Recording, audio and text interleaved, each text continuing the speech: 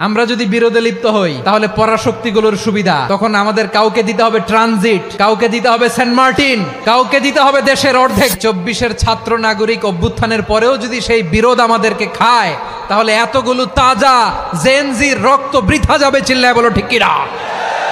মানে আমরা যদি বিচ্ছিন্ন হই, একে অপরের যদি মারামারি করি, একজন যদি আরেকজনের কাফের ফতোয়া দেয়, আমাদের কি ক্ষতি? 1 নাম্বার ক্ষতি হচ্ছে আমরা যদি বিচ্ছিন্ন হই আমাদের শক্তি কমে যাবে, আমাদের পাওয়ার আমরা হারাবো। আমাদের কি হারাবো?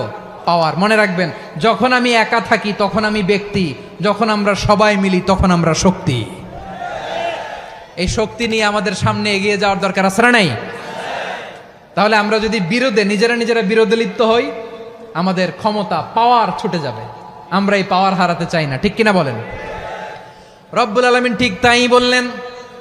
রব্বুল আলামিন বললেন, খবরদার, وَأَطِيعُوا اللَّهَ وَرَسُولَهُ وَلَا تَنَازَعُوا فَتَفْشَلُوا وَتَذْهَبَ رِيحُكُمْ وَاصْبِرُوا إِنَّ اللَّهَ مَعَ الصَّابِرِينَ।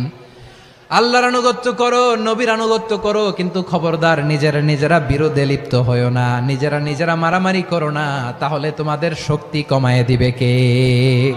ফাতাফশালু, তোমরা সাহস হারাবা, ওয়া তাযহাবা রিহুকুম, তোমাদের শক্তি কমে যাবে, পাওয়ার কমে যাবে।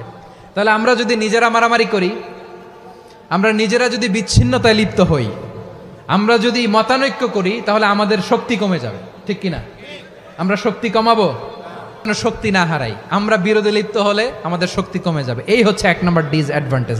2 নাম্বার ডিসঅ্যাডভান্টেজ হচ্ছে আমরা নিজেরা বিরোধে লিপ্ত হলে অন্যরা আমাদের মাথায় কাঁঠাল ভেঙে খাইতে সুবিধা হয়।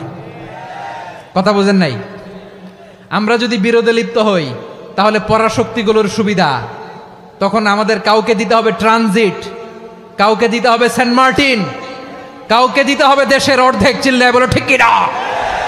তখন ভারতের পিছনে দৌড়াতে দৌড়াতে, আমেরিকার পিছনে দৌড়াতে দৌড়াতে আমাদের জুতার তলা ক্ষয় হইয়া যাইবে।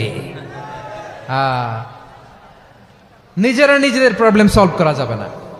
আমরা যদি অন্যের পিছনে না দৌড়াতাম আর এই বিরোধকে থামাতে পারতাম, বাংলাদেশ আজকে যেখানে আছে তার কমপক্ষে 50 গুণ সামনে থাকতো। চিল্লায় বলেন ঠিক কিনা?